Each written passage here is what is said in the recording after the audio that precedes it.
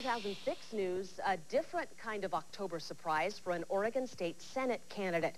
He's deploying to Afghanistan.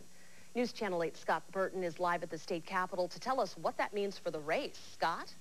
Brenda, Paul Evans is no stranger to politics. He was elected to the Monmouth City Council at the age of 18. He's also no stranger to the military. He served 4 tours in the Middle East. Now he will try to balance the two. Evans will deploy as part of Oregon's Air National Guard's 116th Air Control Squadron on November 5th.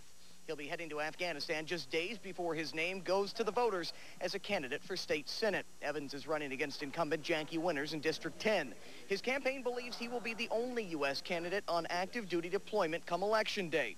While on duty, Evans is responsible for coordinating aircraft in combat zones. He says he's one of only about 8 in the country with his experience. Evans is scheduled to return to Oregon before the legislature reconvenes, and if elected, he intends to stay at home permanently to serve the state. If I'm elected to the Oregon State Senate, I'm going to step down from at least a mobility role, if not the Air National Guard itself.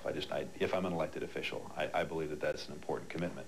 I'm not an official now, and it wasn't supposed to be a campaign issue. I was supposed to go over the holidays, and I didn't really even want to talk about it. But because they moved it up to the 5th and the election is still going on then, I felt transparency is important, and I have to make sure people understand what it is and what it isn't.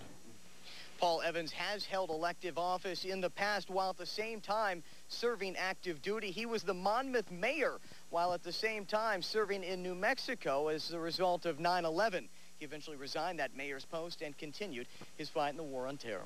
Back to you in the studio. Scott, thanks. A reminder, the 2 main candidates for Oregon Governor, Ted Kulingoski and Ron Saxton, will debate tonight. You can tune in at 7.